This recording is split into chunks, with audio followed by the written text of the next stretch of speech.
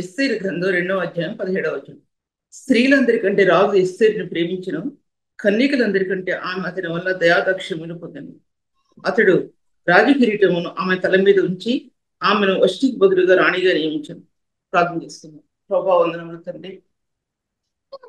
ఈ వాక్య భాగాలు ప్రత్యేక రీతిగా నన్ను మీరు దర్శించిన విధానం కొరకు వందనములు ప్రభా.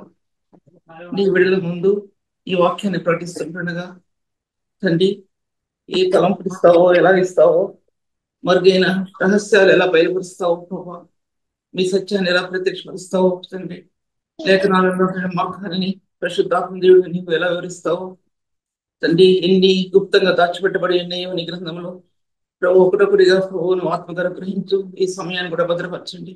అనవసరమైన మాటలు రాకున్నట్లు ప్రభు, నీ సత్యం అనుసరించి నడుచుకున్నట్లు ప్రభు నీ జీవంతో నింపండి ప్రభు. మీరు ఘనత పొందమని సహాయం చేయమని ప్రార్థన నీకించమని ఏసునామంలో స్తుతించి వేడుకుంటున్నాను తండ్రి. ఎవరు డిస్టర్బ్ చేయకండి. తర్వాత మధ్యలో కనుక ఏదన్నా మాట వినిపిస్తే మీరు మ్యూట్ చేసుకోండి కొంచెం దయచేసి. తర్వాత ఎస్తేరు గ్రంథంలో 2వ అధ్యాయంలో నేను మీతో చెప్పింది 17వ వచనం. ఎస్తేరు గ్రంథం అనేది బైబిల్ గ్రంథంలో రూతు గ్రంథం ఏ విధంగా ప్రాముఖ్యమైందో ఎస్తేరు గ్రంథం కూడా అంత ప్రాముఖ్యమైంది. రూతు మొయాబు నుంచి వచ్చిన స్త్రీ అయితే ఎస్తేరు యూదుల్లో నుంచి వచ్చినటువంటి స్త్రీ, అన్ని జనాంగం నుంచి వచ్చినటువంటి స్త్రీ రూత్ అయితే ఈ యొక్క యూదుల్లో నుంచి వచ్చినటువంటి స్త్రీ ఎవరంటే ఎస్తేరు. ఈ ఎస్తేరు దానికి బందీగా చేయబడిందంటే తనతో పాటు ఎంతో మంది బందీలుగా పూర్వకాలంలో అంటే పాత నిబంధన కాలంలో ఎంతో మంది యూదులు బందీలుగా చేయబడి బబులోను దేశాన్ని తీసుకురాబడ్డారు. బైబిల్ గ్రంథం నొక్కి చెప్తా ఉంది, బబులోను రాజు అయిన నెబుకద్నెజరు దీనికి సొలొమోను మందిరం కట్టించినప్పుడు కొల్లగొట్టి దానిలో ఉన్న వస్తువులన్నీ, బంగారు వస్తువులని, ప్లేట్లను, వెండి ప్లేట్లు మొత్తం మీద మందిరంలో ఉపయోగించే సామాగ్రిని అంతట్లు కూడా కొలగొట్టి తన దేశంతో పాటు తీసుకెళ్లి అతనితో పాటు ఎంతో మంది బందీలుగా, అటు స్త్రీలను, పురుషులను, పిల్లలను కూడా బందీలుగా తీసుకెళ్ళినట్టు మనకు లేఖనాలు చెప్తున్నాయి. వారు బబులోను దేశంలో బందీలుగా చేయబడ్డారు. ఆ విషయం మీతో నేను మాట్లాడడం తెలుస్తున్నాను. ఇప్పుడు ఎస్తేరు గ్రంథాన్ని అంతా నేనేం చెప్పలేను, కానీ అసలు మొట్టమొదటి ఏ రీతిగా ఉంది అనే విషయం నేను మీతో మాట్లాడడం తెలుస్తున్నాను. ఏ విధంగా దేవుడు నాతో మాట్లాడాడో వాక్యానుసారంగా అవి మీతో మాట్లాడతాను. అంతకు మించి నేను ముందుకు వెళ్ళలేను. ఎందుకంటే దయచేసి ఈ పాయింట్స్ కాబట్టి దయచేసి నోట్ చేసుకోండి. నోట్ చేసుకోండి అంటే ఇంకా మీకు అర్థం చేసుకోవాలి. నోట్ చేసుకోవాలంటే మీరు అర్థం చేసుకోవాలి. తర్వాత ఈ బైబిల్ ఈ బబులోనికి తీసుకువెళ్ళినటువంటి వాళ్ళలో ఎజ్రా, నెహెమ్యా, దానియేలు వయసును కూడా చూస్తే ఈ యొక్క ఎస్తేరు చాలా చిన్న పిల్ల. తను వెళ్ళినప్పుడు చాలా చిన్న అమ్మాయి. తను మిగతా వాళ్ళందరూ చాలా పెద్దవాళ్ళని చెప్పాలి. ఈ చిన్న అమ్మాయి బందీగా తీసుకెళ్లి తన పినతుంటితో పాటు వద్దకై తన కుమార్తెగా పెంచుకుంటాడు. తల్లిదండ్రులు లేని పిల్ల అని చెప్పబడింది. చాలా అందమైన రూపం, సుందరమైన ముఖం అని చెప్పబడింది. అమ్మాయిని కూడా తీసుకెళ్లిపోయారు. ఎస్సేరిని తీసుకెళ్లిపోయారు అక్కడికి. హదస్సా అని పేరు రాయబడింది బైబిల్ గ్రంథంలో. తర్వాత ఈ బైబిల్ చూసినట్లయితే కనుక ఈమెకి జీవిత విధానం, ఈమె నక్షత్రం అని చెప్పబడింది. అర్థం ఏంటంటే ఎస్తేరు అనే మాటకు అర్థం ఏంటంటే నక్షత్రము అని అర్థం. నక్షత్రము అని అర్థం అంటే ఎస్తేరు యొక్క జీవిత విధానంలో ఆమె ఎలా ప్రకాశించింది, లేఖనాలు నక్షత్రంలాగా ప్రకాశించింది. యేసుక్రీస్తు పుట్టినప్పుడు నక్షత్రం ఎలా వచ్చిందో దానికి ముందుగా లేఖనాలలో పాత నిబంధన గ్రంథంలో ఆమెకి జీవిత విధానం నక్షత్రంలాగా ప్రకాశించింది. నక్షత్రంలో ఎన్ని కోణాలు ఉన్నాయో అటువంటి కోణాలు ఆమెలో నుంచి ప్రపంచం దేశాలు చూడగలగటానికి బైబిల్ గ్రంథంలో ఆమె పేరు దీంట్లో రాయబడి ఉంది. ఎందుకంటే ఆ స్త్రీ అంటే అటువంటి ఉన్నతమైన గుణగణాలు కలిగినటువంటి స్త్రీ కాబట్టి బైబిల్ గ్రంథంలో ఆమె పేరు దాచిపెట్టబడి ఉంది. నక్షత్రము అనే పేరు ఆమెకు ఎందుకు కలిగిందంటే ఆమెలో ఉన్న కన్నీటి ధరలే కానీ, ఆమెలో ఉన్న వేదనే కానీ, ఒక యవన స్త్రీ తను యేసుక్రీస్తు ప్రభుని గురించి యూదులందరూ చనిపోతున్నారు కాబట్టి దాంట్లో నుంచి ప్రభు రాడని హృదయంలో వేదన కుమిలిపోయిన తను యెహోవా నామం అనేది ఆ దినాల్లో అసలు అక్కడ ఆ బబులోను దేశంలో ఎక్కడ కూడా, బబులోను దేశం దగ్గర పరిశుద్ధ సామ్రాజ్యం అనుకోండి, నేను చెప్పేది టూకీగా చెప్తున్నా, అక్కడ ఎక్కడ కూడా దీనికి రాలేదు. యెహోవా నామం అనేది అసలు పేరు కూడా రాలేదు. అసలు పేరు రాలేదంటే వాళ్ళ హృదయాల్లో దేవుని గురించి వేదన పొంగలిసేసింది. బయటికి మాట్లాడలేక వాళ్ళ హృదయంలో ఆ ప్రభుని గురించిన వేదనలో ఆ యొక్క బందీలుగా చేయబడిన ఎజ్రా, నెహెమ్యా కానీ దానియేలు కానీ ఇంతమంది చాలా మంది ఉన్నారు దాంట్లో. ఎజ్రా గ్రంథం వేరు, నెహెమ్యా గ్రంథం వేరు, దానియేలు గ్రంథం వేరు, ఎస్తేరు గ్రంథం వేరు. తర్వాత వీళ్ళందరూ సమకాలీకులు అయినప్పటికీ ఎస్తేరు చాలా చిన్న అమ్మాయి దాంట్లో అందరికంటే కూడా. దానియేలు అయితే వైభవంగా చెప్పబడింది రాజు అయిన నెబుకద్నెజరు దగ్గర నుంచి ఏంటి కొరీష్ వరకు, సైరస్ అంటే కొరీష్ కదా, ఆ కొరీష్ వరకు ఏంటి అంతవరకు జీవించున్నాడు. చాలా దీర్ఘకాలం జీవించిన వ్యక్తి దానియేలు అనమాట. దానియేలు అంటే మామూలు ప్రవక్త కాదు. అతడు అతను దర్శనమిచ్చి వేదన పడుతున్నప్పుడు దర్శనమిచ్చి ప్రభు అంటాడు, గబ్రియేలుతో పంపించి అంటాడు, వాళ్ళే మాట మాట్లాడతాడు, ఇంకోసారి మాట్లాడతాను కానీ దాంట్లో టచ్ చేస్తే అవ్వదు సబ్జెక్ట్ అది. దాంట్లో యుగాంతంలో ఉన్న నీతిని, ఆ మాట కరెక్ట్ కాదు కానీ యుగములలో ఉన్న నీతిని, యుగాంతంలో ఉన్న నీతిని ముద్రించడానికి ఒక మాట్లాడండి. యుగాల్లో ఆ నీతిని ముద్రించాలి సుమా, దాని ఏలోను ముద్రించాలి సుమా. ఒక పరిశుద్ధుడు నీతిని ముద్రించే వారిగా ఉండాలని ప్రభు మాట్లాడుతున్నాడు. ఒక పరిశుద్ధ జీవితంలో ముద్రించబడే నీతి నేటి సంఘంలో ముద్రించబడాలని ప్రభు ఆశపడుతుంటున్నాడు. జ్ఞాపకం చేసుకోవాల్సింది నీతి అనేది ప్రభు కల్వరిలో నుంచి, రక్తదారులో నుంచి పొంగి పొల్లి పారే నీతి దారిలో నేటి యాజకుని హృదయంలో, నేటి కాపరి హృదయంలో ఆ వేదన ఉంటే సంఘం ప్రకాశిస్తుంది, లేకపోతే ప్రకాశిస్తుంది. ఎన్నిసార్లు తన వేదన అంతరంగంలో వేదన ఏ విధంగా ఇస్తారు ఆ దినాల్లో బయటికి చెప్పకుండా, పేరు చెప్పకుండా యూదులు ఆ విధంగా కనుక పేరు చెప్తే కనుక చంపేస్తారు. అటు ఆ విధంగా గుండెల్లో దాచుకుని ఆ కన్నీరు తన ఎంతోమంది కన్నీగలను, అంతపురంలో ఉన్న కన్నీగలను సమకూర్చుకుని ఉపవాసం ఉండి ప్రార్థన చేసిందంటే ఎక్కడ కూడా యెహోవా నామం అనేది ఎత్తబడలేదు. కానీ ఇప్పుడు మన నిర్భయంగా దేవుని నామాన్ని ప్రార్థించుకోవటానికి ఆ కృపలో మనం తీసుకొచ్చాడు. కాబట్టి దేవుడు యాజకుని యొక్క ధర్మం, ఒక సేవకుని యొక్క ధర్మం, ఒక సేవకురాల యొక్క ధర్మం, ఒక తల్లి యొక్క ధర్మం ఏంటంటే నీ కన్నీళ్లు ప్రభు సన్నిధిలో రహస్యంగా అవి కార్చబడితేనే దేవుని మందిరంలో సంఘం కట్టబడటానికి అది ప్రాముఖ్యంగా నిలబడుతుంది, లేకపోతే నిలబడదండి. ఇక్కడ ఎట్టి పరిస్థితుల్లో నిలబడలేదు. ఎందుకంటే మనకు వచ్చే పరిస్థితులు చాలా భయంకరమైన పరిస్థితులు మనం ఎదుర్కొంటాం. సేవకులు అంటే మామూలు విషయం కాదు. ఎంతోమంది సేవకులు ఉన్నారండి, కానీ అత్యున్నతమైన సేవకుని యొక్క జీవిత విధానం మీ మధ్యలో పెడుతున్నాను నేను. పరిశుద్ధుని యొక్క జీవిత విధానం మీ మధ్యలో పెడుతున్నాను. ఒక సేవకుడు ప్రభువుని కలిగి జీవించిన వ్యక్తి జీవితంలో, ఒక యాజకుని యొక్క జీవితంలో, ఆ యాజక ధర్మంలో తన కన్నీరు దేవుని సన్నిధిలో కార్చబడకపోతే దేవుని సంఘం ప్రకాశించడానికి సాధ్యపడదన్న విషయాన్ని నేను మీతో మాట్లాడుకుంటున్నాను. తర్వాత ఎస్తేరు దేవుని రాజ్యంలో, అంటే భూలోకంలో ఉన్నటువంటి దేవుని రాజ్యంలో ఆమె నక్షత్రంలాగా ప్రకాశించింది. ఆమె కళలు అంతరంగంలో ఉన్నటువంటి ఆ కళలు, లోపల ఉన్న కళలు బయటికి ప్రకాశిస్తాయండి. తెలిసిందా? మన హృదయం ఎలా ఉందో మన ముఖాలు కూడా అలాగే ఉంటాయి. నలుపు తెలుపు కాదు, ఇది కాదండి. అంతరంగంలో ఉన్నటువంటి ప్రభు యొక్క మహిమాయుక్తమైన కళలు మన ముఖంలో ప్రకాశించాలంటే కనుక మన జీవిత విధానం దేవుని సన్నిధిలో ఎలా ఉండాలని, ఎంత వేదన పడతామో దేవుని సన్నిధిలో. మనం లేచిన దగ్గర నుంచి రాత్రి పడుకునేంత వరకు కూడా ఒక స్త్రీ కానీ ఒక సేవకుడు కానీ ఎంత వేదన పడతారో అది నేను చెప్పనవసరం అవసరం లేదు మీకు. తర్వాత చూసినట్లయితే కనుక మొట్టమొదటిగా బబులోను రాజు నెబుకద్నెజరు దీనికి పర్షియా సామ్రాజ్యం అంటే పర్షియా. చూడండి, ఎస్తేరు 1:1 అహష్వేరోషు దినములలో జరిగిన చర్యలు వివరము.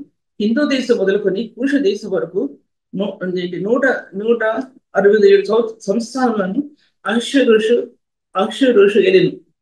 జమ చేసుకోండి, 127 సంస్థానములను అహష్వేరోషు ఏలిను. దానికి ముందు దానియేలు గ్రంథంలో చూసినట్లయితే కనుక ఇదే మాట రాయబడి ఉంది.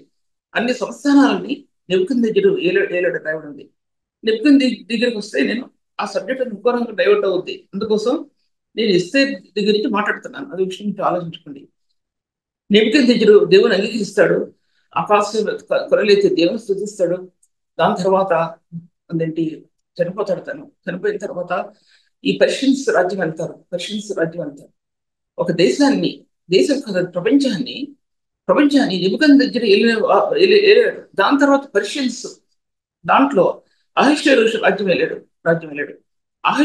అహష్వేరోష్ ఎన్ని మీకు బైబిల్ దాంట్లో ఒక పేరు అయితే చరిత్రలో ఇంకొక పేర్లు ఉన్నాయి, కానీ బైబిల్ అనుసరించే మాట్లాడుతున్నాను. అహష్వేరోష్ అని ఉంది, కానీ ఇదేంటి రిఫరెన్స్ బైబిల్ ఎలా ఉందంటే అహష్వేరోష్ అనేది బిరుదులు రాయబడింది, బిరుదులు. అహష్వేరోష్ నెంబర్ 1, అహష్వేరోష్ నెంబర్ 2, 3 అలాగా రాయబడి ఉంది దాంట్లో. కానీ నేను బైబిల్ అనుసరించి నేను మీతో మాట్లాడుతుంటున్నాను. ఈ అహష్వేరోష్ భార్య వష్టి అనే సంగతి మీ అందరూ బాగా తెలుసు. తను ఎలాగా తీసివేయబడింది, తులసివేయబడిందో తన గర్వాన్ని బట్టి, అహంకారాన్ని బట్టి, ఆ విషయం కూడా ఇప్పుడు నేను మీతో మాట్లాడటం లేదు. ఈ అహష్వేరోష్ రాజ్యాన్ని ఏలాడని, ప్రపంచ దేశాన్ని ఏలాడితను. ఈ నెబుకద్నెజరు కాలం నుంచి రాజైన కొరెష్ వరకు దానియేలు జీవించున్నాడంటే, ఈ దానియేలుని యుగాల్లో ఉన్న నీతి లేదా యుగాంతంలో ఉన్న నీతిని ముద్రించడానికి దానియేలుని ఎలా ఏర్పాటు చేస్తున్నాడు ఆ ప్రవక్తని? నెబుకద్నెజరు కాలంలో ఏర్పాటు చేసుకున్నాడు. పర్షియా సామ్రాజ్యానికి నేను రాజుగా ఉన్నాడు అహష్వేరోష్ కాలంలో ఏర్పాటు చేసుకున్నాడు. డారియస్ కొరెష్ దర్యావేష్ కాలంలో ఏర్పాటు చేసుకున్నాడు. నాలుగోది కొరెష్ కాలంలో నాలుగు కాలాలు ఉంటాయి. ఎన్ని 100 సంవత్సరాలు ఉంటే బహుశా ఉంటే 300 సంవత్సరాలు ఉంటాయి మరి లెక్క ప్రకారం. మరి అంత కౌంట్ చేయలేదు నేను. ఆ 4 కాలాలు అంటే ఒకే సంవత్సరం అవ్వచ్చు, రెండు సంవత్సరాలు ఉండంటే 2 యుగాలకు అవ్వచ్చు. అది నేను చెప్పలేను, అది చెప్పలేను. కానీ మీకు కౌంట్ చేసుకుంటే మీకు అర్థం అవుతుంది. ఈ 4 తరాలలో దేవుని నామం ఎలాగా ముద్రించబడింది దానియేలు ద్వారా. ఒక దానియేలు ద్వారా మిగతా ప్రవక్తలు ఎజ్రా కానీ, నెహెమ్యా కానీ వీళ్ళందరి ద్వారా ఎలాగా కార్యం జరిగించాడు దేవుడు. ఎలాగా దేవుని యొక్క నీతి ప్రపంచ చరిత్రలో, ప్రపంచంలో 127 సంవత్సరాలు 127 సంస్థానాలలో దేవుని వాక్యం ఎలా ప్రకటించబడింది. ఒక దానియేలు ఏ స్థాయిలో నిలబడ్డాడు ఏంటి? దానియేలు గ్రంథంలో ఎన్నో 9వ అధ్యాయమో నాకు చూడలేదు, రాత్రి చూడలేదు. దాంట్లో రాయబడింది 70 అదేంటి ఇర్మియా ప్రవచించిన 70 సంవత్సరాల తర్వాత, మీరు జ్ఞాపకం ఉంటే చూసుకోండి. తర్వాత ఏంటి మందిరం కట్టబడుతుందని గ్రంథం వల్ల నేను గ్రహించి అంటాడు. గ్రంథం వల్ల నేను గ్రహించి నేను ఏంటి ఊడితో నింపుకొని నా శరీరాన్ని దేవుని ఎదుట నిలబడ్డాడు. దేవుని సముఖంలో నిలబడటానికి ఆ దాంట్లో ఎటువంటి ప్రార్థన చేస్తాడు అని అంటే సార్ చూడండి, ఎటువంటి ప్రార్థన చేస్తాడు. వా బెత్తలాడుకుంటాడు. నీ సన్నిధిలో మేము ఎండదగిన వరం కాం, వా నీ సన్నిధిలో ఎండదగిన వరం కాం. దాంట్లో ఎటువంటి మాటలు ఉంటాయి, ఏంటటువంటి మాటలు ఉంటాయి. నేను నా తల్లిదండ్రులు పాపం చేసిన వాడు వా, నీ సన్నిధిలో ముఖ వికారంతో జీవిస్తున్నటువంటి వాడు. ఒక యాజకుడిని ఎటువంటి ప్రార్థన చేస్తున్నాడంటే, దాని తర్వాత చాలా ఉంది కదా ప్రార్థన. దాని తర్వాత గబ్రియేలు దూత ప్రత్యక్షమై చెప్పుద్ది. దూత సెలవిచ్చిన మాట ఏంటంటే దాంట్లో దానియేలు నీవు దేవుని సమ్ముఖంలో తగ్గించుకున్న విధానాన్ని బట్టి నేను రాబడ్డాను. ఈ యొక్క ఇక్కడ మాట ఉన్నాయండి. యుగాంతం నందు ఉన్న నీతిని ముద్రించుటకు, పరిశుద్ధ స్థలమును అభిషేకించుటకు ఆ 2 మాటలు ధ్యానించానండి. కానీ ఇప్పుడు చెప్పను నేను. మళ్ళీ ఈ మెసేజ్ చెప్పకుండా నేను వాట్సాప్ మెసేజెస్ వస్తాయి, దాంట్లో ప్రిపేర్ చేయవలసినటువంటి ఆ టాపిక్ అది ఇప్పుడు దీంట్లో అంత చెప్పలేను. ఎంత చెప్పలేనంటే ఈ సమయం సరిపోదు. నేను దాంట్లో అంటే యుగాంతంలో ఉన్న నీతిని ముద్రించడానికి దానియేలు, పరిశుద్ధ స్థలాన్ని అభిషేకించడానికి దానియేలు.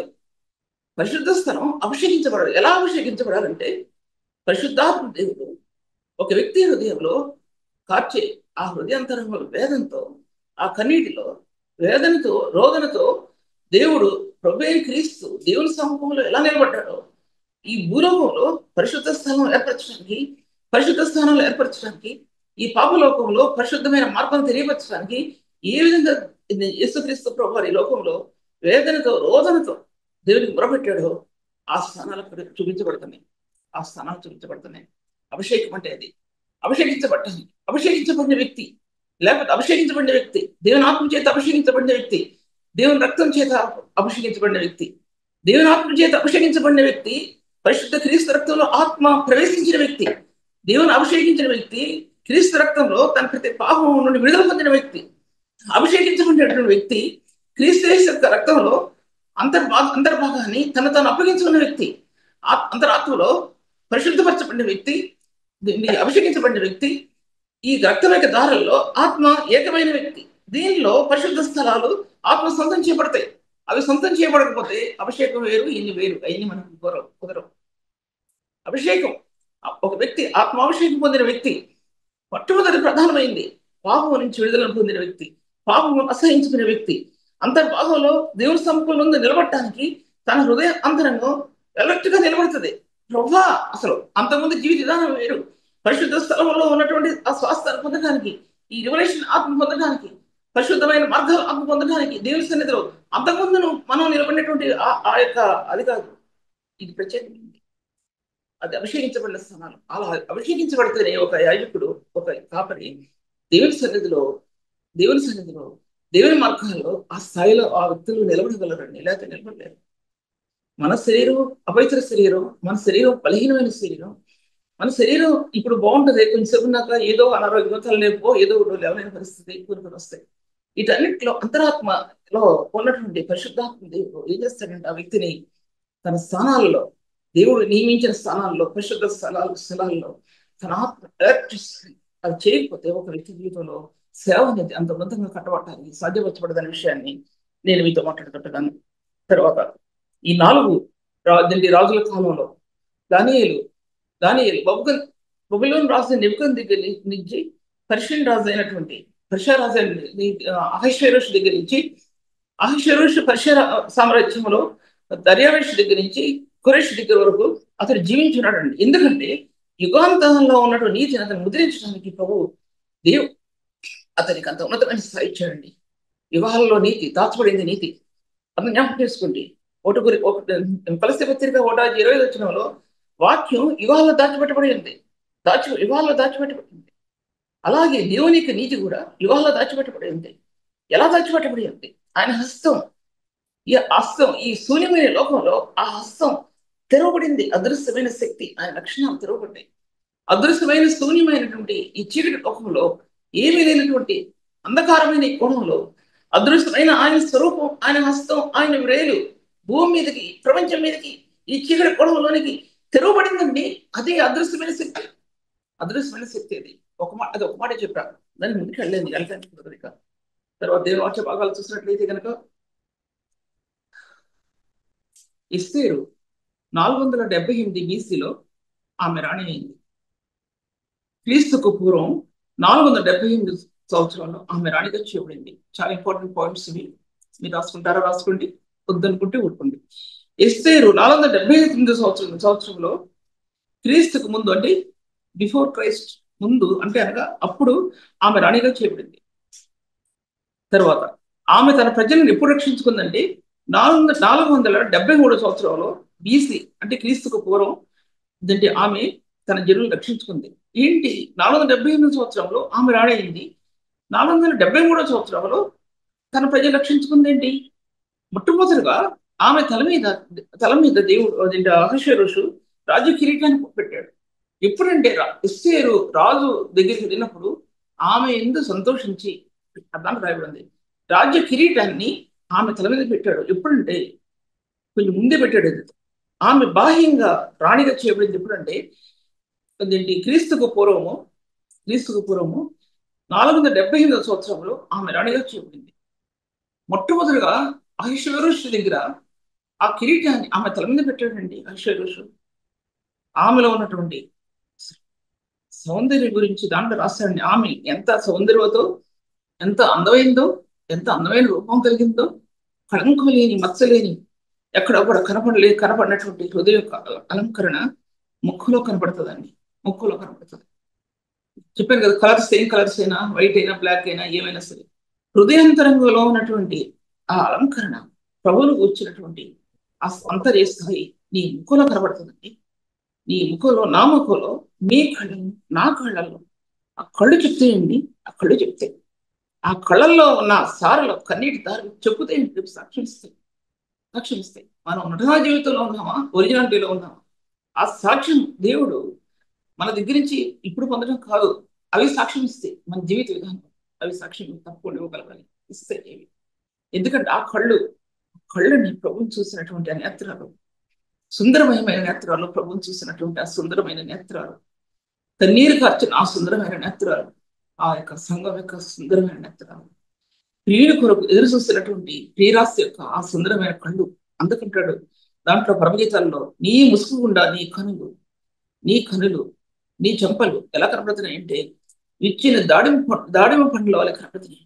ఇచ్చిన దాడిమ పండు, వికసించిన తెరుచుకున్న దాడిమ పండు, దాంట్లో సౌందర్యం ఉట్టిపడుతున్న సౌందర్యం, ఒక విధమైన సౌందర్యం ఉట్టిపడుతుందండి. అటువంటి సౌందర్యం నేటి సంఘంలో పరిశుద్ధుల మధ్య అది ప్రకాశించిందండి. చెప్పలేని సౌందర్యం, ఆ కళలు, ఎవరు ఊహించినవి తలంచినటువంటి ఆ కళలు, ఆ నేత్రాలు, ఆ ముసుగుండ, ప్రభు వేసిన ముసుగుండ, ప్రభు మన ఆత్మకి ఇచ్చిన ముసుగుండ, ఆ పరిశుద్ధమైన ముసుగు, క్రీస్తు యేసు యొక్క పరిశుద్ధ స్వరూపాన్ని చూస్తున్నటువంటి సంఘం, నేటి పరిశుద్ధులైన ప్రభువును చూస్తున్న ఆ సంఘంకు, ఆ యొక్క విశ్వాసకి, ఆ స్త్రీకి, లేకపోతే మరెవరైనా అనుకోండి, ఆ ముసుగేయబడిందండి.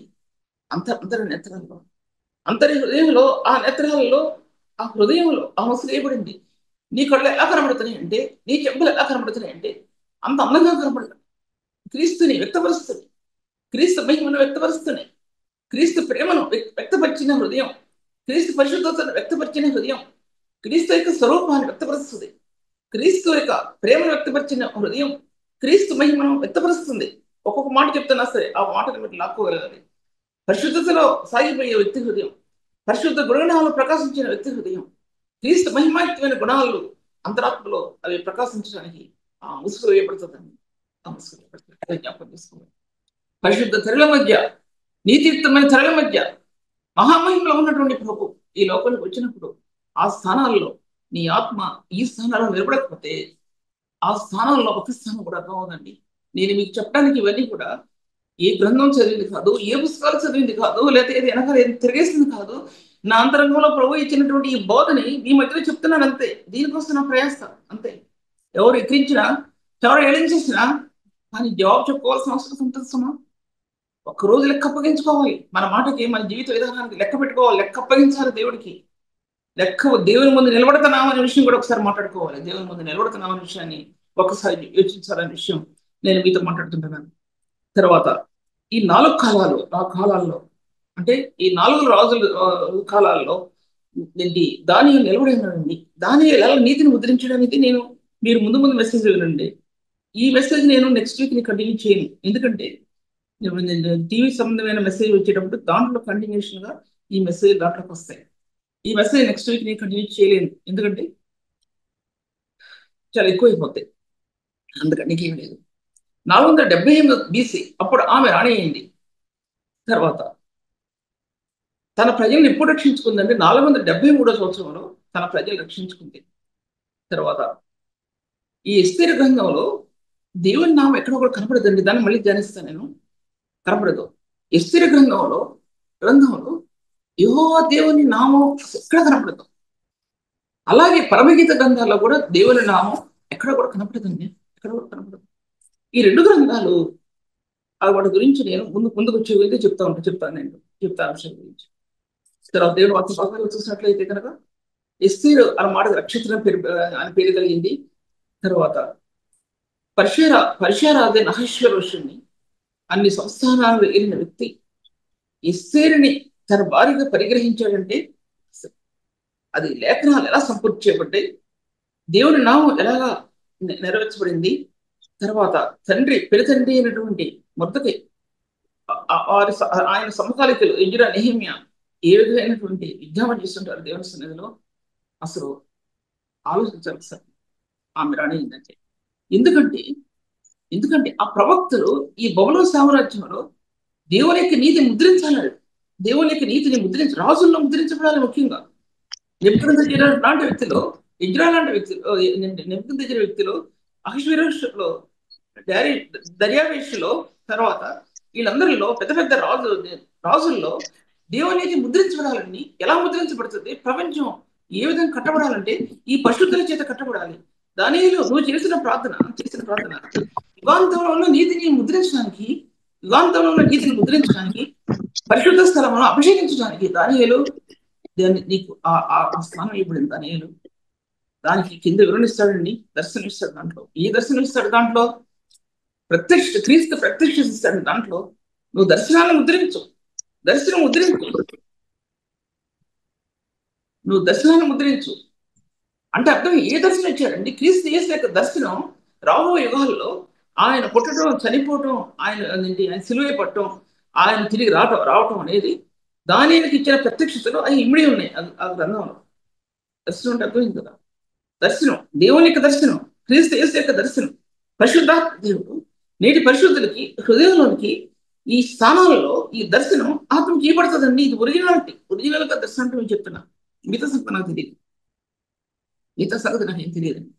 ఒరిజినల్ గా దర్శనం అనేది పరిశుద్ధాత్మ దేవుడు హృదయంలో పరిశుద్ధులకు, ఇందాక మీకు చెప్పాను, పరిశుద్ధ స్థలంలోకి ఒక పక్క క్రీస్తు యేసు యొక్క రక్తం, ఒక పక్క పరిశుద్ధాత్మ దేవుడు, ఆత్మ దేవుడు. దాని రిఫరెన్స్ ఏంటంటే బైబిల్ గ్రంథం ఉందండి.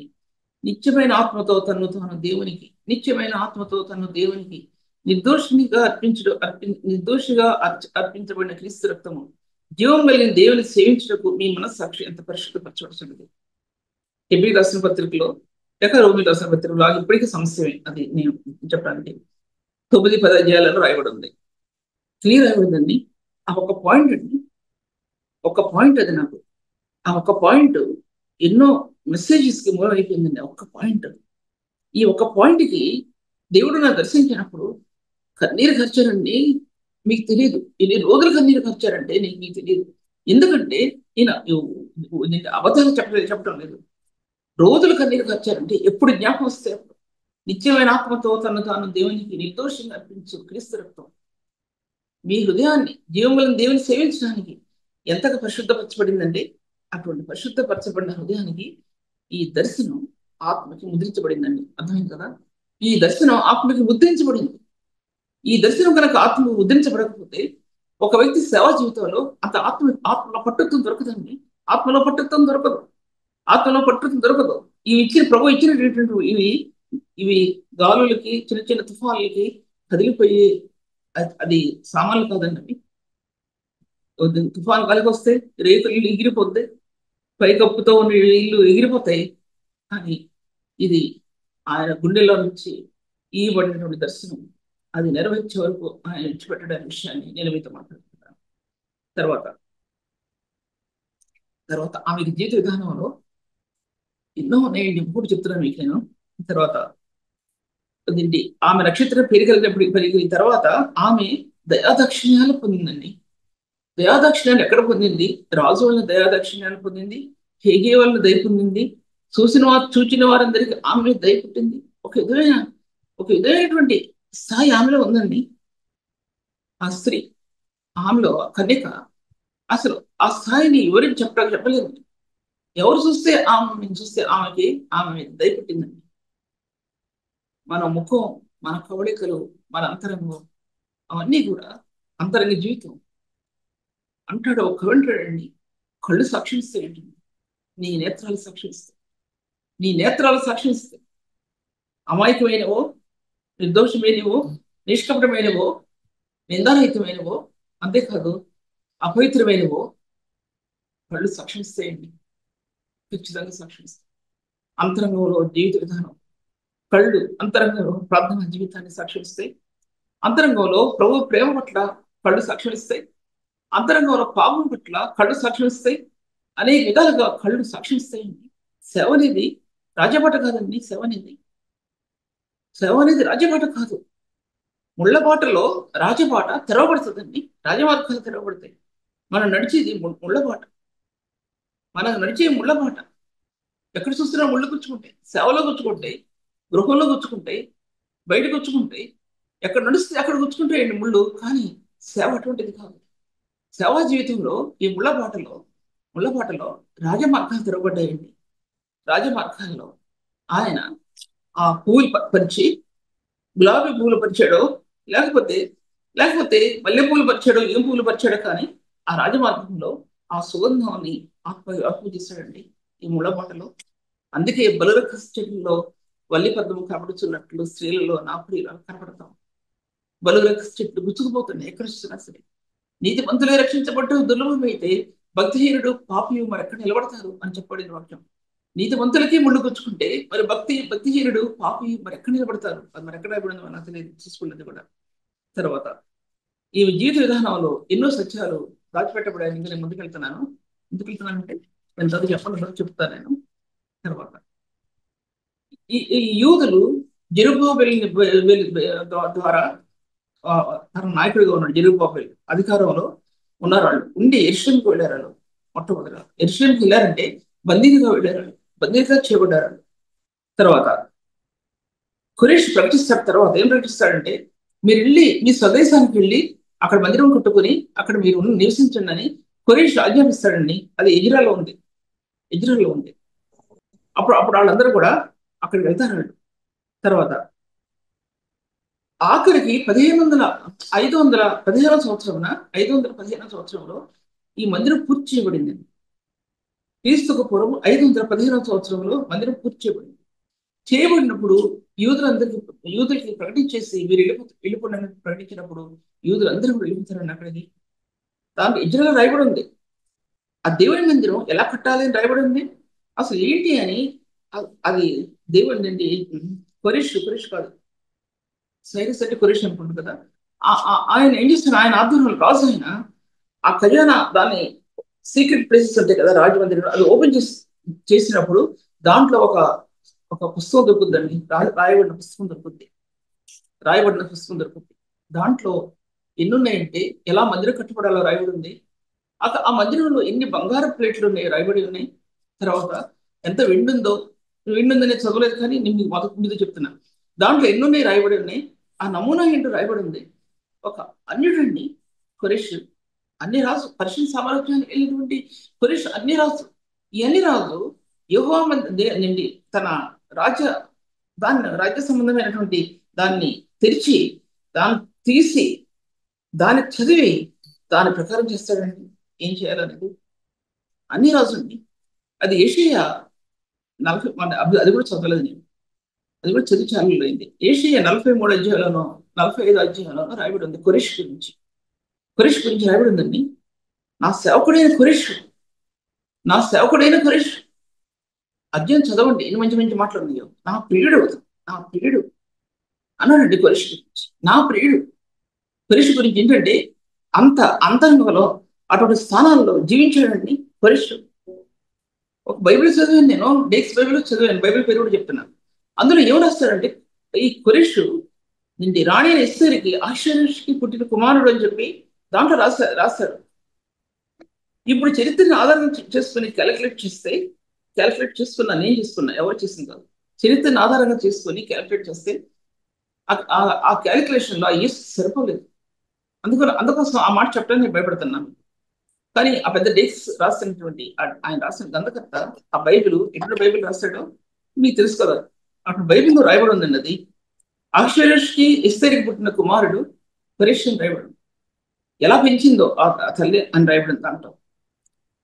ఎలా పెంచిందో యెహోవా నామం బయలుపరచబడిన ప్రదేశాలు, పేరత్రాలు కూడా బయలుపరచడానికి సాధ్యం కానటువంటి ప్రదేశం దేశం అది. యూదులు మగ్గిపోయారు వాళ్ళ గుండెల్లో మగ్గిపోయారండి యూదులు. ఆ ప్రభు నామంలో బయటికి తీసుకురాలేక కన్నీళ్లతో, వేదనతో, ఉపవాసాలతో గడిపారండి యూదులు. ఆ విధంగా దేవుని నామం ఆ రాజ్యాల్లో ఆ బబులోను దేశంలో నెబుకద్నెజరు టైంలో, పర్షియా రాజ్యం రాజు యొక్క టైంలో ఆ విధంగా అభివృద్ధి చెందిందండి. తర్వాత పర్షియన్స్ రాజ్యం కూల్చబడిన తర్వాత గ్రీక్స్ రాజ్యం గారండి, తెలుసు కదా. అలెగ్జాండర్ ద గ్రేట్, అలెగ్జాండర్ రాయబడి భయంకరమైన వ్యక్తి అలెగ్జాండర్. అప్పుడు ఆ దినాల్లో కూడా దేవుని వాక్యం ఎలా ప్రబలమైందో మరి నాకు తెలియదండి. తెలియని విషయాలు నేను చెప్పలేను, అంతవరకు వెళ్ళలేదు. తర్వాత రోమన్స్ రాజ్యం వెళ్ళారు. అది ప్రభు వచ్చిన టైంలో కూడా ఈ రోమేయులు ప్రభువుని ఎలాగా చంపేద్దామని, అది రోమన్ సామ్రాజ్యంలో ప్రభు ఏ విధంగా నిలబడ్డాడు అనేది మార్క్స్ వార్తల్లో రాయబడి ఉంది కదా. ఆ రోమన్స్ అనేది ఆ అపోస్టల్ పౌలు రోమన్ సంఘం రాస్తాడండి. దాంట్లో రోమిలో రాసిన పత్రిక అటువంటి క్రూరులైన మనుషుల మధ్య రోమన్ సంఘం స్థాపించబడిందండి. రోమన్ సంఘం స్థాపించబడింది. ఎటువంటి క్రూరులు అంటే మనుషులు చంపి తినేసే మనుషులు అనమాట. చంపి తినకపోయినా అటువంటి మనుషులు, దయాదాక్షిణ్యం లేని మనుషులు, ఎక్కడ హృదయంలో ఇంత కూడా దేవుని స్థానం లేనటువంటి మనుషులు రోమేయులు. అటువంటి రోమేయులకి రాసినటువంటి పత్రికలో ఎన్ని విషయాలు రాశాడండి. దాంట్లో 1 అధ్యాయంలో 2 అధ్యాయంలో వాళ్ళు ఎటువంటి రాయబడింది. ధర్మశాస్త్ర విరోధులు, దుష్టులు, తర్వాత చాలా భయంకరమైన మాటలు రాయబడింది. సజ్జన ద్వేషులు, దేవుని కంటే తమ సుఖానుభవం ఎక్కువగా ప్రేమించేవారు, కఠినమైన మాటలు ఉన్నాయండి. నేను చెప్పిన తప్పై అటువంటి మాట చదవండి కదా. అటువంటి వాళ్ళ మధ్యలో ఉంది, అటువంటి వాళ్ళ మధ్యలో దేవుని ధర్మశాస్త్రం, దేవుని జ్ఞానంతో కూడిన ధర్మశాస్త్రం, జ్ఞానయుక్తమైన ధర్మశాస్త్రం, బైబిల్ రాయబడింది రోమిల రాసిన పత్రిక. సత్యస్వరూపమైన ధర్మశాస్త్రం ఆ క్రూరుల మధ్య ప్రకాశింపజేసి, దాంట్లో ప్రకాశించిన క్రీస్తుని ఎత్తి చూపాడండి అపోస్తలుడైన పౌలు. ఆ క్రూరుల మధ్య ధర్మశాస్త్రం కూడా ప్రధానమైంది అన్నాడు, ఆజ్ఞలు ప్రధానమైనవి అన్నాడు, ధర్మశాస్త్రం ప్రధానమైంది, జ్ఞాన సత్య స్వరూపమైన ధర్మశాస్త్రం అన్నాడు అని. అటువంటి ధర్మశాస్త్రంలో క్రీస్తు యేసు యొక్క ప్రత్యక్షత ఏంటి, కృపాసత్య సంపూర్ణ క్రీస్తుని ఎత్తి చూపించి అటువంటి క్రూరుల్లో దేవుని వాక్యం ప్రబలినట్లుగా మనం చూడగలమండి. ఎటువంటి విషయాలు రాశారండి? 5 అధ్యాయం నుంచి 6 అధ్యాయం, 5-6 అధ్యాయాలు ఎటువంటి విషయాలు అనే దాంట్లో 5 అధ్యాయంలో 6 అధ్యాయంలో చిన్న అధ్యాయాల్లో బంగారపు గౌన్లు దాంట్లో దాచిపెట్టబడ్డాయండి. బంగారపు గౌన్లు దాచిపెట్టబడి ఉంటే, ఒక గవిని నీకు దొరికిందంటే ఎలా తవ్వుతావో అలాగే కృప దొరికిందంటే ఆ కృపను తవ్వుతావు. నీతి దొరికిందంటే ఆ నీతిని తవ్వుతామండి. నీతి వస్త్రం గద్ద ప్రభు నీకు ధరింపచేస్తాడంటే ఆ నీతిలో ఎన్నున్నాయో మనుగుల మాణిక్యాలు, వాటి కోసం నీ ఆత్మ తవ్వుద్దండి. అది ఎలా తవ్వుద్దండి? దాని అంతం ఏంటో చూసుకోవాలని పరిశుద్ధ వస్త్రం కప్పాడంటే ప్రభు పరిశుద్ధతలో ఉన్న స్థానాల కోసం నీ స్వకీయమైనటువంటివి, పాప సంబంధమైనవి, పాప సంబంధం కానివి కూడా ఉంటాయి. ఇది తప్పు లేదే అనుకున్నటువంటివి, సమయాన్ని వృధాగా వెళ్ళబుచ్చే కార్యాలు, సమయాన్ని పాడు చేసే స్థలాలు, అటువంటి స్థలాల్లో నుండి వెళ్లకుండా ప్రభు నేను ఎలా కాపాడుతాడంటే అలా కాపాడుతాడండి. ఆ నీతిని వస్త్రంగా ధరించుకుంటే, పరిశుద్ధతను వస్త్రంగా ధరించుకుంటే ఆయన రక్తం ఏ విధంగా శాంక్టిఫై చేసిందో, జీవితాన్ని పరిశుద్ధపరిచిందో, నీతిమంతులుగా తెచ్చిందో, ఎలా మహింపరిచిందో, ఆ స్థానాల్లో నిలబడినప్పుడు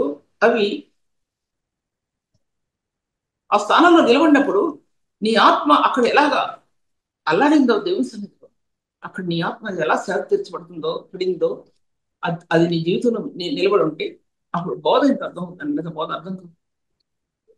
ఒక నివసించి చెప్పి తిట్టి బోధలు కాదండి ఇవి. ఒక నివసించి తిట్టే బోధలు కాదు ఇవన్నీ కూడా. పరిశుద్ధుడైన ప్రభు గురించి, ఆయన పరిశుద్ధ స్థానాలు ఆత్మలు ఇవ్వడానికి దేవుడు ఎటువంటి స్థానాలని ఇచ్చాడన్న విషయాన్ని నేను మీకు తెలియజెప్తుంటున్నాను. పరిశుద్ధ స్థలంలో నిలబడదగిన వాడెవడు? యథార్థమైన ప్రవర్తన కలిగి నీతి నిజం పలుకువాడు. అది పాత గ్రంథంలో అయినప్పటికీ కూడా గ్రంథంలో అంత పరిశుద్ధతని గురించి నిక్కచ్చిగా చెప్పినటువంటి సేవకులు, దైవజనులు ఎలా ఉన్నారంటే, నూతన నిబంధనకు వచ్చేవాడికి పరిశుద్ధ స్థానాలని సొంతం చేయడానికి ప్రభు, పరిశుద్ధమైన మార్గాల్ని సొంతం చేయడానికి ప్రభు, ఉన్నతమైన స్థలాల్లో ఉన్న స్వాస్థ్యాన్ని ఆత్మకి ఇవ్వడానికి ప్రభు, కలవరి స్త్రీలో ఎలాంటి ప్రభు దగ్గర ఈ 3 స్థానాల్లో నీ ఆత్మ లభిస్తేనే ఏంటంటే పరిశుద్ధపరచబడటం, నీతిమంతులుగా తీర్చబడటం, మహింపరచబడటం. ఈ 3 స్థానాలు నాకంటే నేను ఇవి డాక్టరీ పాయింట్స్ గా నేను ఎక్కడ చదివిని కావు, కానీ సంఘానికి డాక్టరీ పాయింట్స్ అవి. దాంట్లో ఒక హృదయం ఎంత నీతిమత్వాన్ని అందుకుంటాడో పరిశుద్ధుడు, లేదా లోకం సంబంధమైన పాపి ఎంత నీతిమత్వాన్ని అందుకుంటారో వారికి అనుగ్రహించబడుతున్నట్టు. అది నేను చెప్పగలిగేది కాదు అనే విషయం మరలా మీతో నేను మాట్లాడుతుంటున్నాను. తర్వాత ఇందాక నేను చెప్పలేదు ఏంటంటే, దేవుని నామం ఎక్కడ కూడా ఎస్తేరు గ్రంథంలో రాయబడలేదండి. ఎందుకు రాయబడలేదు అనే విషయం గురించి చరిత్రకారులు ఒక నామం అటువంటి ఎస్తేర్ని బైబిల్ గ్రంథంలో చేర్చకూడదు అనుకున్నారండి. పరమగీత గ్రంథం కూడా దాంట్లో ఎక్కడ ప్రభువుల గురించి రాయబడలేదు. అది కూడా బైబిల్ గ్రంథంలో చేర్చబడటానికి వీల్లేదు అన్నారండి. దాంట్లో తర్వాత యుగాలు గడిచే కొలది ఈ యొక్క దేవుని యొక్క గ్రంథంలో ఈ యొక్క ఎస్తేరు గ్రంథాన్ని, పరమగీత గ్రంథాన్ని చేర్చారండి, ఏకం చేశారు. ఒక రాస్తాడండి, ఒక పరిశుద్ధుడు స్కాలర్ రాస్తాడనే దానికంటే మనంతరం చెప్తుంది. చీకటైనటువంటి లోకంలో ఆయన అదృశ్యమైన శక్తి భూమి మీదకి ఎలా తీసుకురాబడింది. ఆయన అదృశ్యమైన శక్తి, వెలుగు కలుగును గాక అనబడినటువంటి అదృశ్యమైన శక్తి భూమి మీద ఎలాగా ప్రసరించిందండి. చీకటి కణాలని వెలుగు కణాలుగా చేయటానికి, చీకటి కణాలని మహిమ కలిగిన కణాలుగా చేయటానికి, భూలోక ప్రకాశింపచేయడానికి ఆ మహిమ కలిగిన కార్యాలు ఈ భూమి మీద ఆయన లేని స్థలం లేదే, ఆయన హస్తం లేని స్థలమే లేదే, ఆయన ఉనికి లేని స్థలమే లేదే. ఎక్కడ చూసినా ఆయన నామం ప్రజ్వలితున్నటువంటి ఈ భూగోళంలో ఆయన లేని స్థలం లేదు. ఎస్తేరు గ్రంథంలో ప్రభువు గురించి చెప్పబడే అన్ని పదం లేకపోయినా సరే వారి గుండెల్లో రగులుతున్నటువంటి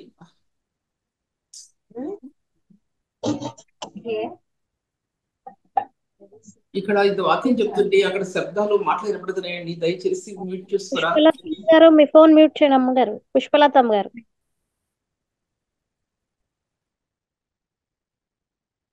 దాంట్లో ఈ గోళంలో ఒక్కొక్క పాయింట్ కూడా మీరు రాసుకుంటే ఎంత మంచిదంటే, నేను చెప్తున్నాను ఏంటంటే ఎటువంటి పాయింట్స్ నేను చెప్తున్నానో నా గుండెకి తెలుసు. నా గుండెకి తెలుసు.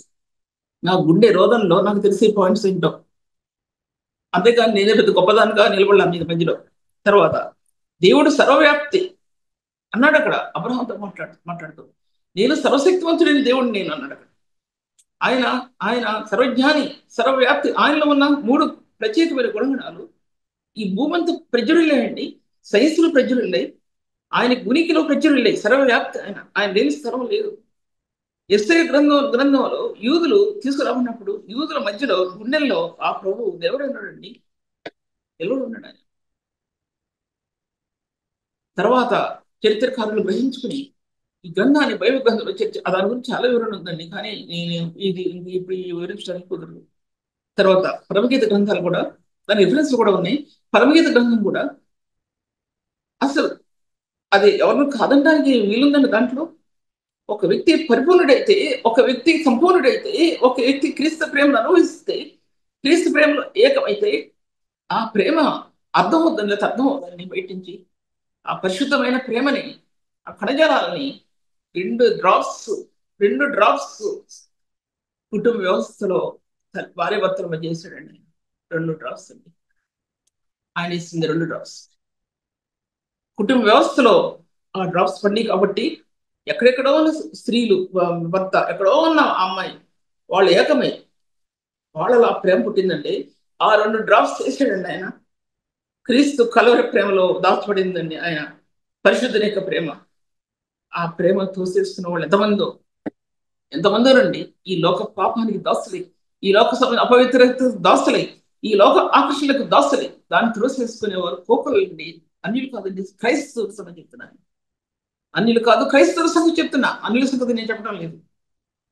ఇటు క్రైస్తవుల యొక్క జీవిత విధానం ఈ కుటుంబ వ్యవస్థలో ఎంత చెడిపోయిందంటే దేవుని నామం అలా చెడగొట్టేశారండి. అలా చెడగొట్టిన వ్యక్తులు దేవుని సంఘాన్ని పరిపాలించడానికి అధికారం లేదు అంటున్నాడు దేవుడు. నా సన్నిధికి రావడానికి మిమ్మల్ని రమ్మనవాడేవాడు, నా సన్నిధికి రావడానికి మిమ్మల్ని రమ్మనవాడేవాడు అన్నాడు. దాంట్లో బైబిల్ వాక్యాలు మాట్లాడుతున్నా మీతో నేను. ఈ 3 సర్వవ్యాప్తి, సర్వజ్ఞానం, సర్వశక్తివంతుడైన దేవుడు ఆయన ఎస్సెన్స్ అనేది ఈ భూలోకంలో ప్రబలిపోయిందండి. సర్వత్ర ఈశ్వరాయ దేవుడు సర్వత్ర ఈ ప్రపంచం అంతా కట్టాడండి ఆయన. సైన్స్ తో కట్టాడా, సైన్స్ జ్ఞానంతో కట్టాడా, ఆర్థికంగా కట్టాడా, లేకపోతే పరలోక సమయ మహిమతో కట్టాడా, లేకపోతే ఎన్నో సంపదలతో కట్టాడా ఈ భూగోళాన్ని? అసలు మనకే తెలియదు కదా. ఒక చిన్న మనం ఉండే రాష్ట్రంలోనే ఒక చిన్న ఊరే మనకి తెలియదు కదా. అటువంటివి మనం చదువుతుంటాం, దీంటి న్యూస్లో వింటుంటాం. ఫలానా దాంట్లోనండి దాంట్లో బంగారు లోయ దొరికిందండి.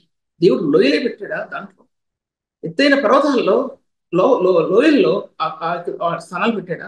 ఎత్తైన పర్వతాల మీద నడుస్తున్న నీవు, క్రీస్తులో రూపాంతర అనుభవించినట్టు నీవు, క్రీస్తు మహిమలో పాల్పొందుతున్నట్టు నీవు, అప్పుడు దొరుకుతాయి నీకు బంగారు లోయలు. దొరకవండి. ఈ గ్రంథంలో ఉన్నాయండి, బైబిల్ గ్రంథంలో. ఈ బైబిల్ గ్రంథంలో అవన్నీ కూడా దాచిపెట్టబడ్డాయి అనే విషయాన్ని నేను మీతో మాట్లాడుతుంటున్నాను. తర్వాత ఎస్తేరు గ్రంథం అదేంటి పరమగీత గ్రంథాల గురించి చెప్తున్నాను నేను. పరమగీత గ్రంథం అనేది సొలొమోను రాజుని ప్రభు ఏర్పాటు చేస్తుంది, అందరూ కూడా తెలుసు. అసలు కొట్టేసేవాడు దేవుడు సొలొమోన్ని. కానీ నా సేవకుడైనటువంటి దావీదుని నేను జ్ఞాపకం చేసుకుంటున్నాను. నా సేవకుడైన దావీదు నిమిత్తం, నా కుమారుడైన దావీదు నిమిత్తం యెహోవా మందిరంలో దీపం వెలిగించడానికి సొలొమోనుకి 2 గోత్రాలు ఇవ్వండి అని చెప్పబడిందండి చాట. అది కూడా ఇప్పుడు నేను చదవలేదు. 2 గోత్రాలు ఇవ్వబడ్డాయి సొలొమోనుకి. దాంట్లో యూదా గోత్రం ఇవ్వబడింది. తర్వాత రెండవది బెన్యామీన్ గోత్రం ఇవ్వబడింది. అది కూడా జ్ఞాపకం లేదు ఇప్పుడు నాకు, చూసుకోండి. 2 గోత్రాలు మాత్రం ఇవ్వబడ్డాయి సొలొమోనుకి. అసలైనటువంటి యూదా గోత్రం క్యాప్చర్ చేయబడిందండి. అది దేవుని వాగ్దానంతో క్యాప్చర్ చేయబడింది సొలొమోనుకి. అటువంటి సొలొమోను అంత జ్ఞానయుక్తమైన సులోహం ఎన్నో వాక్యం చెప్పాను మీకు, కొన్ని మెసేజ్లు. అటువంటి జ్ఞానంతో నింపడిన సులోహం, తను ముందు కానీ వెనక కానీ అటువంటి రాజు లేడని చెప్పినటువంటి ప్రభు సులోహన్ గురించి వెనక్కి జారిపోయాడండి తన జీవితాన్ని. దేవుడు ఏదైతే అనుసరించుతున్నాడో దాని మీదకి వెళ్ళిపోయాడు. ఐగుప్తు దేశానికి వెళ్ళాడు, గుర్రాలు కొన్నాడు, ఐగుప్తు ఫరో కూతురు తెచ్చుకున్నాడు, పెళ్లి చేస్తున్నాడు. ఏదో దేశానికి వెళ్ళాడు, ఆ రాజకుమార్తెను పెళ్లి చేస్తున్నాడు. లెబనాన్ వెళ్ళాడు, లెబనాన్ కుమార్తె రాజకుమార్తె పెళ్లి చేస్తున్నాడు. ఏదైతే వద్దన్నాడు దేవుడు అది చేశాడండి. అతనికి నాశనం అక్కడ ప్రారంభమైంది. నాశనం అనేది అక్కడ ప్రారంభమైంది. దేవుడు వద్దన్నటువంటి స్థలాలకు వెళ్ళాడండి. ఆ స్త్రీలు తన హృదయాన్ని తిప్పివేసేశారండి, తిప్పివేసేశారు. ఎంతో జ్ఞానయుక్తంగా నడుచుకున్నాను అనుకున్నాడు, కానీ తను చేసిన పని భయంకరమైన పని. తన హృదయం వెనక్కి విడిపోయిందండి. కర్మగీతాలు రాస్తాడండి. లెక్కకు మించిన కన్యకలు ఉన్నారు, కానీ లెక్కకు మించిన స్త్రీలు ఉన్నారు, కానీ నా నా ప్రాణేశ్వరి ఒకటే, నా ప్రియురాలు ఒకటే. దీంట్లో ఎంతో మంది ఉన్నారు, తనకు ఉపపత్తులు ఉన్నారు, 3 మంది స్త్రీలు ఉన్నారు, భార్యలు ఉన్నారు, 3 మంది ఉన్నారు కదా. కానీ నా కన్యక, నన్ను ప్రేమించిన కన్యక, నా కన్యక ఒకటే, నా ప్రియమైనది ఒక్కటేనండి అంటాడు. దాంట్లో తన అంతరంగంలో ఆ ప్రభు యొక్క మార్గం, ఆ యొక్క అంతర్యస్థానంలో అది బడి తీయబడుతుంది. అది అనుమతి తెలుసండి. ఎంత పెద్ద పెద్ద పెద్దలు కూడా తెలియకపోవచ్చు, కూడా తెలిసిన వాళ్ళు కూడా ఉండొచ్చు.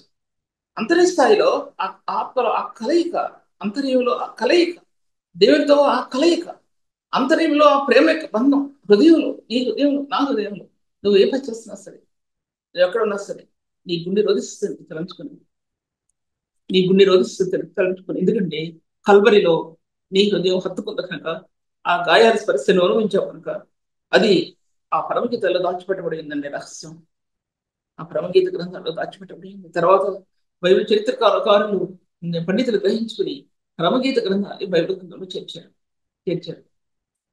ఇంకా చెప్పాలంటే క్లాస్ అయిపోద్ది, అయిపోయింది, టైం అయిపోయింది. ఇంకా పరమగీత గ్రంథాలు చెప్పాలంటే క్లాస్ ఈ సబ్జెక్ట్ కానీ పూర్తి చేయలేదు, కాబట్టి చేయలేదు, అయిపోయింది, చేయడానికి టైం లేదు కదా. ఇంకో 5 నిమిషాలు ముగించేస్తాను నేను. అలాగే ఎస్తేరు జీవితంలో కూడా బయట కనబడకుండా, దేవుని నామం బయట చెప్పకుండా, కన్యకలు ఎంతో మంది అంతఃపురంలో ఉన్నటువంటి తన వారిని తెచ్చుకొని ఉపవాసం ఉందంటే, ఆ ఉపవాసంలో కన్నీరే మిగిలిందండి. కన్నీరే ప్రవహించింది వాళ్ళ ఉపవాసం.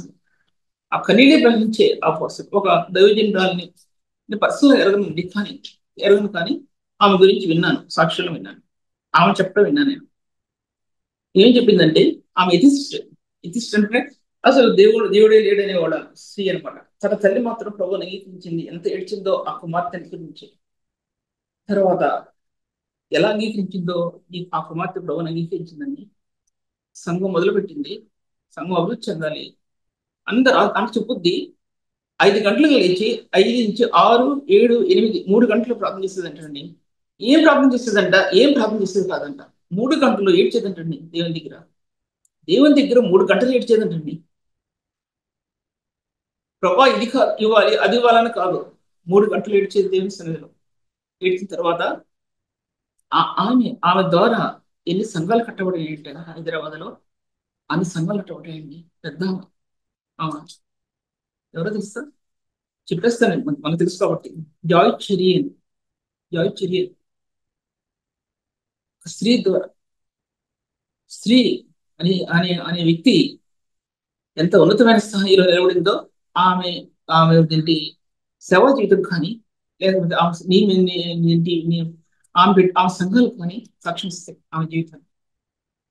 అలాగే ఆ ఎస్తేరుకి జీవిత విధానంలో కూడా అసలు ఇప్పుడంటే దేవుని నామం ప్రకటించవచ్చు, ఆ దినాల్లో చంపేసి ముక్కలు చేసి పడేస్తారు అక్కడ. అటువంటి సమయంలో యూదులో నుంచి యేసుక్రీస్తు ప్రభు రావాలి, యూదులు తప్పించబడాలి, యూదులు రక్షించబడి తప్పించబడాలి ఈ బబులో సామ్రాజ్యం నుంచి, రష్యన్ సామ్రాజ్యం నుంచి. ఏడ్చారండి వాళ్ళు 3 దినాల కోసం, నీళ్లు తాకుండా ఏడ్చారండి. అందుకోసం దేవుని నామం అక్కడ బయట తీసుకురాబడలేదు, కానీ వారి గుండెల్లో దేవుని సింహాసనం నిలబడిందండి. పండితులు గ్రహించుకుని ఆ ఎస్తేరు గ్రంథాన్ని బైబిల్ గ్రంథంలో చేర్చారు. ఇవన్నీ దాంట్లో రాయబడలేదు, కానీ మీకు చెప్తున్నా. మీకు ఒక్కడే విన్నాను. ఏంటి విన్నానంటే, ఎస్తేరు గ్రంథాన్ని బైబిల్ గ్రంథంలో చేర్చలేదు, పరమగీత గ్రంథాలు బైబిల్ గ్రంథంలో చేర్చలేదు.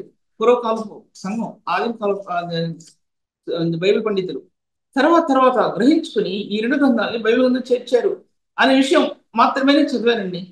దాని ఎందుకు కారణం అనేది ఏంటంటే, నేను మీతో మాట్లాడే విషయాలు కూడా కొంచెం కొంచెం విషయాలే మాట్లాడుతున్నా. దీన్ని ఇంకా విపులీకరించడం సాధ్యపరచబడదు ఈ గంట సమయంలో, 50 నిమిషాల టైంలో. ఎందుకంటే నేను ముందుకు ఎక్కువ చెప్పడం కూడా నాకు కుదరదన్న విషయాన్ని మీ ముందు నేను మాట్లాడుతుంటున్నాను. తర్వాత ఎస్తేర్ గ్రంథంలో ఎజ్రా రాసిన పత్రిక గ్రంథం, తర్వాత నెహెమ్యా రాసిన గ్రంథం, దానియేలు రాసిన గ్రంథం. దానియేలు చాలా పెద్దవాడు చెప్పాలంటే, అయినప్పటికీ కూడా బహుకాలం జీవించాడు. వీళ్ళందరి మధ్యలో జీవించాడు, బహుకాలం జీవించాడు. బహుకాలంలో దేవునికి నీతి యుగాలను ముద్రించడానికి, అతని జీవిత విధానం, దేవుని కలిగిన విధానం అలా ముద్రించడానికి మూలమైపోయిందండి. పరిశుద్ధ సేవకునికి జీవిత విధానం సంఘంలో క్రీస్తు నామం ముద్రించబడటానికి, నీతిని ముద్రించడానికి మూలం అవ్వాలి. అది సేవ. క్రీస్తు ప్రేమను ధరించుకొని, ఆ రక్షణ వస్త్రాన్ని ధరించుకొని, ఈ రక్షణ వస్త్రాన్ని దాచబడిన రాళ్ళు, దాంట్లో దాచబడినటువంటి మహిమ, దాంట్లో దాచబడిన నీతి, దాంట్లో దాచబడిన పరిశుద్ధత, ఎన్ని వస్త్రాలండి కట్టబడ్డాయి ఒక పరిశుద్ధ హృదయంలో. అవి సంఘ జీవితంలో కట్టబట్టడానికి సంఘ సేవకుడు ప్రయాసపడవలసినటువంటి మార్గాలు అవన్నీ. ఆయన్ని నువ్వు ఎదిగితే నిన్ను ఆయన ఎదుగుతాడు. ఆయన కృప కోసం నువ్వు ప్రాకులాడితే నీ జీవితాన్ని ఆయన భద్రం చేసి నీ విడల జీవితాన్ని అభివృద్ధిపరుస్తాడండి. ఆయన వెతుకున్నటువంటి నువ్వు, ఆయన కనుగొనటువంటి నీవు, నీ కుటుంబాన్ని ఆయన ఎలా అభివృద్ధిపరుస్తాడండి. ఆయన దయగలిగిన దేవుడు అటువంటి వారిని కూడా ప్రభు అభివృద్ధిపరుస్తాడండి, కనికరిస్తాడండి. ఆయన ప్రేమ అటువంటిది. మత్సలేని డావలేని ఆయన ప్రేమ కనికరాలు జీవితాల్లో, మన జీవితాల్లో యుగాల్లో నిలబడినటువంటి ఆ కృపా కనికరాల గురించి నేను మీతో మాట్లాడుతుంటున్నానండి. ఆ కృపా కనికరాల గురించి నేను మీతో మాట్లాడుతుంటున్నాను. దేవుని వాక్య భాగాల్లో చూసినట్లయితే ఇంకా నేను ఇంకా ముందుకెళ్ళడానికి సాధ్యపరచబడదు.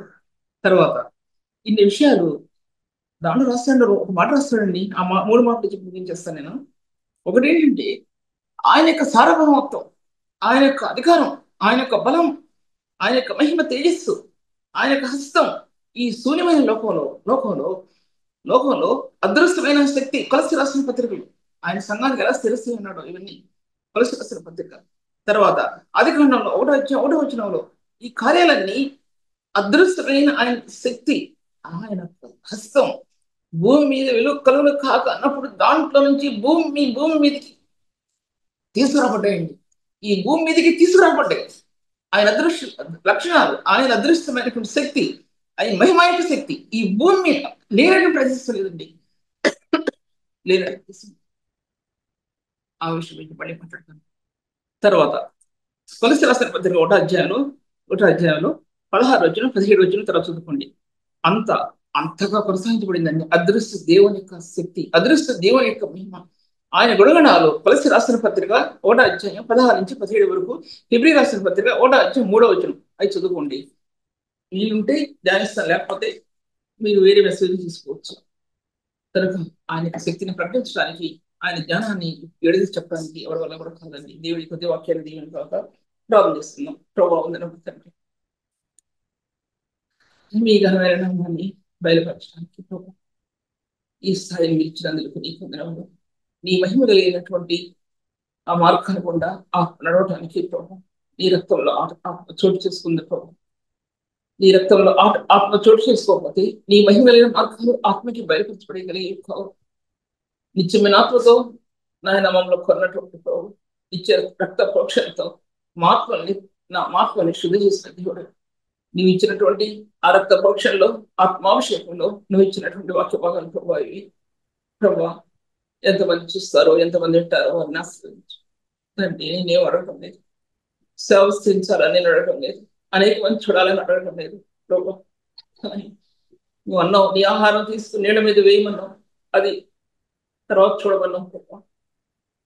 నీ తల వెంట్రుకలు గాలిలో వేయమన్నావు, ఎంతవరకు అది ప్రబులుతాయో చూడమన్నావు. ఇలాగే నీ జీవం కలిగిన వాక్యం ప్రభా అది ప్రబలింపజేయటానికి అది నీ సాధ్యం ప్రభు, నాకు సాధ్యం కాదు తండ్రి, నాకు సాధ్యం. ఎంతో విలువైన నీ వాక్యాన్ని నీ బిడల యొక్క మధ్యలో చెప్పడానికి నువ్వు అనుమతించావు ప్రభా.